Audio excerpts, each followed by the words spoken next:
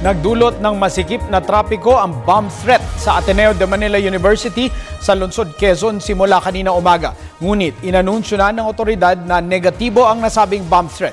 Si Haji Camino ang ating tagapagbalita. Alas 9:42, alas 9:45 at alas 9:46. Tatlong magkakasunod na text ang natanggap ng tatlong empleyado mula sa Ateneo de Manila University kaninang umaga. Ang nilalaman, may sasabog umanong bomba sa loob ng campus. Hindi natukoy kung nasaan ang sinasabing bomba. Ito ang naging pahayag ni QCPD Chief Superintendent Richard Albano.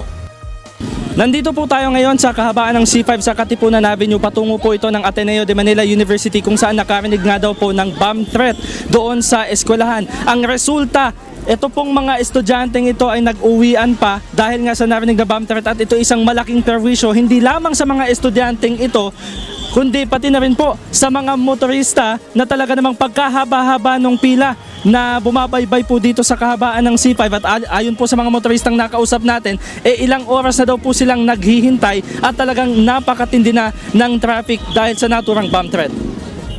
Alas 12 ng tanghali na mag-anunsyo si Ateneo President Father Jose Ramon Villarin ng suspensyon ng klase dahil sa bomb threat.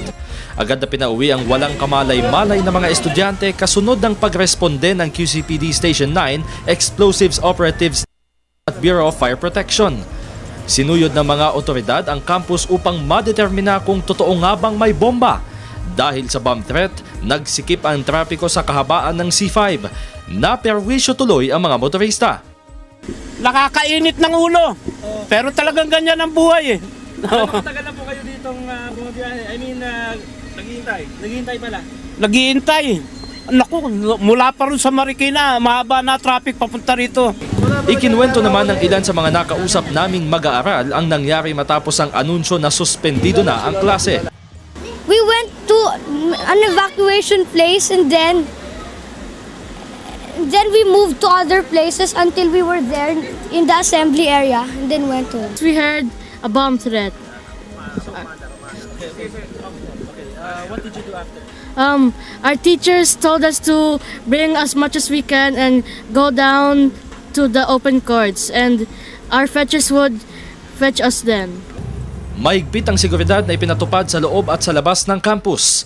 Sa hindi pinayagang makapasok sa loob ang mga miyembro ng media, maging ang mga gwardya ay hindi rin nagbigay ng pahayag kaugnay sa insidente. Para sa Telebisyon ng Bayan, Haji Camino.